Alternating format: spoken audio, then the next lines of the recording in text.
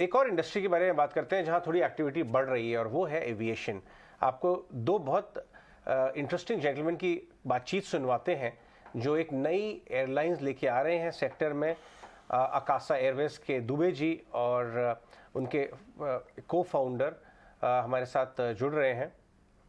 Mister Ghosh, वो पहले Indigo में थे, इंटरग्लोब एविएशन में थे। आइए सुनते हैं उनकी बातचीत। Vinay, you too, I mean, coming from Delta, Jet at two of its most turbulent years, then Go Air, what are your lessons, also mistakes that you probably made that you wouldn't want to, repeat in Akasa? Would love to hear that from you. So for me, one of the first things that I learned when I came to India in 2017 to Jet was the fact that I kept hearing about how India is different. And, I will tell you, you don't get jalebis in the US like you get in Allahabad or Prayagraj, sorry. You don't get the sev puri and bhel puri anywhere in the world like you get in Mumbai. And I'm sorry, all my analogies are food related.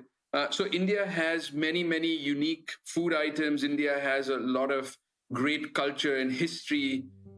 But the way aviation has unfolded, the way aviation is going to unfold, and the economic and other laws related to aviation are the same in India as they are in other parts of the world, with very, very minor differences. And that's something that I learned very early on in my stint at Jet. I mean, literally within 20, 30 days, as I looked at the difficulties and issues we're facing, as I compared them to the difficulties and issues that were faced by the legacy carriers, saw who was thriving and who wasn't thriving. It was as though Indian aviation history was just a repeat and rewind of US aviation history, European aviation history.